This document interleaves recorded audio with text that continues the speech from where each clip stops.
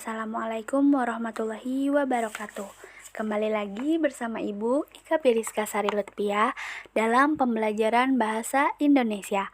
Hari ini kita akan sama-sama belajar mengenai teks cerita fantasi. Pernahkah kalian mendengar tentang teks cerita fantasi? Mari kita pelajari bersama. Kalian pasti pernah mendengar berbagai jenis sastra Nusantara, bukan? Misalnya, sebelum tidur, orang tua selalu membacakan sebuah cerita, baik yang bertokohkan dewa-dewi maupun yang bertokohkan orang-orang biasa, yang memiliki kesaktian maupun kekuatan. Nah, pada dasarnya, cerita yang pernah kalian dengar merupakan jenis cerita fantasi yang termasuk ke dalam prosa lama.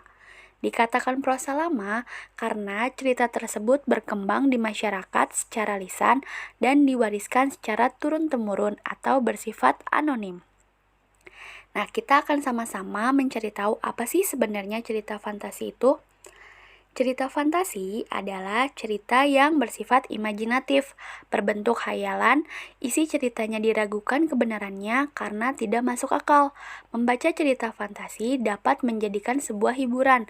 Selain itu, dengan membaca cerita fantasi, kreativitas dan imajinasi kalian juga dapat terasah, sehingga kalian akan mampu menyajikan gagasan kreatif dalam bentuk cerita fantasi. Dalam cerita fantasi memiliki beberapa unsur, diantaranya berisikan keajaiban, keanehan, juga kemisteriusan. Biasanya dalam cerita fantasi banyak kejadian yang di luar nalar, misalnya seseorang bisa menembus ruang waktu. Seseorang bisa pergi ke masa depan atau masa lalu. Tokoh dan latar yang diciptakan penulis juga tidak ada di dunia nyata atau modifikasi dunia nyata. Misalnya ada tokoh atau pohon yang memiliki kekuatan supranatural, bisa menyembuhkan orang sakit dalam sekejap. Ide cerita yang ada dalam cerita fantasi juga terbuka terhadap daya hayal penulis, tidak dibatasi oleh kehidupan nyata. Ide cerita fantasi biasanya bertemakan supranatural atau supernatural, gaib, futuristik, atau menceritakan masa depan. Menggunakan berbagai latar. Latar dalam karya sastra ada beberapa, di antaranya latar waktu yang menunjukkan waktu dalam cerita, misal pada pagi hari, siang hari, dan sebagainya. Lalu ada latar tempat, misal di sebuah hutan, di bulan, dan sebagainya. Lalu ada latar suasana, misal bahagia, ketakutan, sedih, dan lain-lain. Dalam cerita fantasi, biasanya tokoh mengalami dua latar, yaitu latar yang masih ada dalam kehidupan sehari-hari dan latar yang tidak ada dalam kehidupan sehari-hari, yang bisa menerobos dimensi ruang dan waktu, sesuai imajinasi penulis. Tokoh unik. Biasanya, tokoh dalam cerita fantasi memiliki watak atau bentuk fisik yang unik. Misal, tokoh dalam cerita fantasi memiliki kesaktian tertentu. Contohnya, seorang tokoh memiliki kekuatan untuk pergi ke masa lalu atau hari yang lalu. Atau bisa juga sebuah pohon dapat mengeluarkan sebongkah emas atau helaian daun yang bisa menyembuhkan orang sakit atau jin yang keluar dari botol dan lain-lain, bersifat fiksi. Sebuah karya fantasi merupakan karya fiksi atau bukan sebenarnya, yaitu ide cerita berasal dari daya hayal penulis. Bahasa yang digunakan dalam cerita fantasi menggunakan sinonim, variatif, ekspresif, dan menggunakan beragam percakapan. Selanjutnya, jenis cerita fantasi itu ada 4.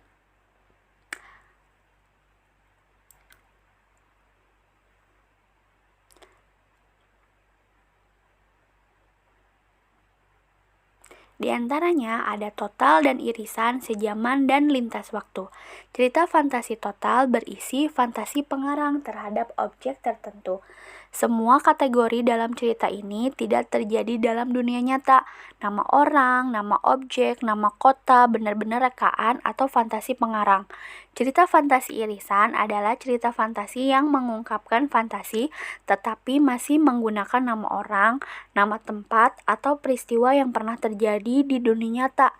Lalu ada cerita fantasi sejaman dan lintas waktu. Fantasi sejaman adalah cerita yang menggunakan latar satu masa, misal masa kini, fantasi masa lampau, fantasi yang akan datang, atau futuristik.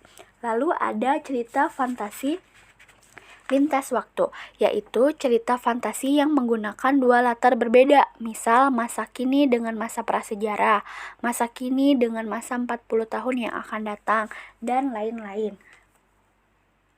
Selanjutnya, Ibu akan menjelaskan mengenai struktur cerita fantasi. Di antaranya ada orientasi, yaitu yang berisi pengenalan tokoh, latar, tempat, atau latar waktu yang digunakan sebagai awalan masuk ke dalam cerita. Kemudian yang kedua ada komplikasi, yaitu memuat permasalahan yang dihadapi tokoh utama. Bagian ini merupakan inti dari teks fantasi. Yang ketiga ada resolusi, merupakan pemecahan masalah yang dialami oleh tokoh. Masalah dalam cerita harus dipecahkan secara kreatif oleh tokoh. Nah, yang terakhir ini adalah opsional, bisa ada atau tidak, yaitu reorientasi atau koda, merupakan penegasan ulang dalam cerita fantasi. Biasanya berisikan sikap, tindakan, perilaku, atau kondisi akhir atas rangkaian peristiwa dalam cerita. Bisa juga mengenai pesan yang disampaikan penulis. Nah, begitu penjelasannya. Kemudian, ciri kebahasaan teks cerita fantasi.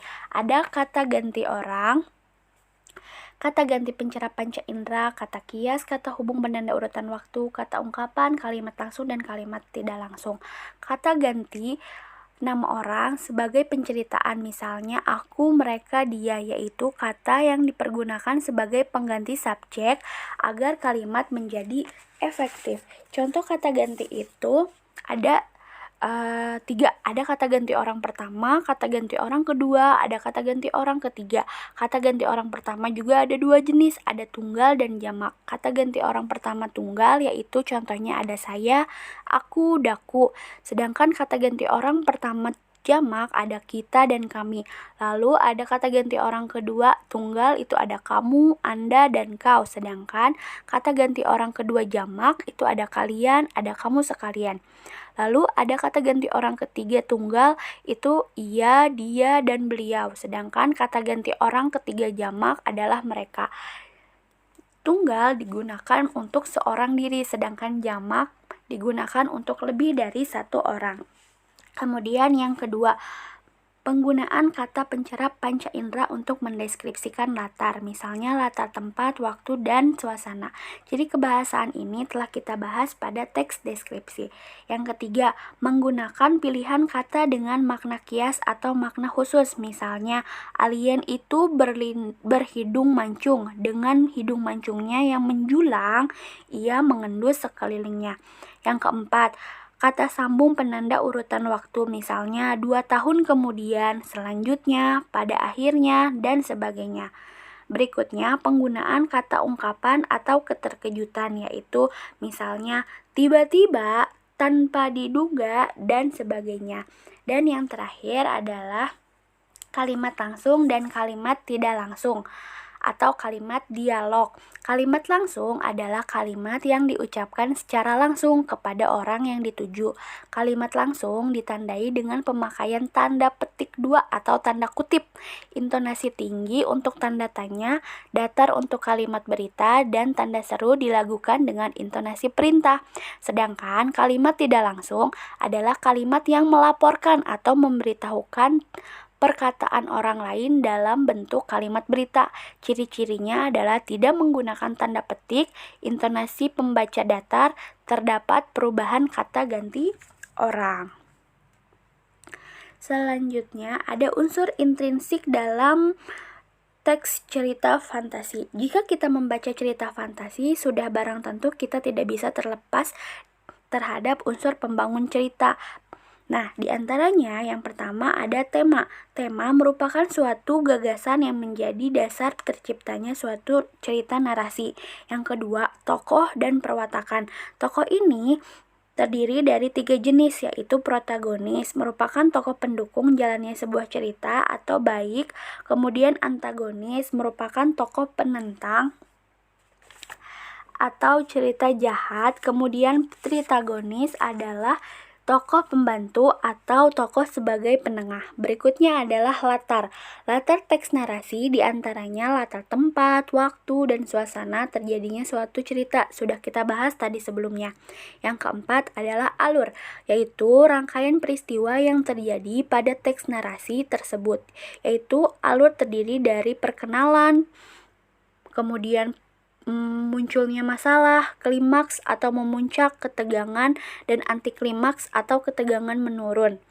Dan alur yang terakhir adalah peleraian atau penyelesaian. Jenis alur terdiri dari alur maju, yakni jalan cerita yang klimaksnya berada di akhir. Rangkaian peristiwa dalam alur maju berawal dari masa awal atau masa sekarang hingga masa akhir cerita yang urutan waktu yang teratur dan terurut. Tahapannya yaitu pengenalan, muncul konflik, klimaks, antiklimaks, dan penyelesaian. Sedangkan alur mundur adalah jalan cerita yang menceritakan masa lampau yang menjadi klimaks di awal cerita.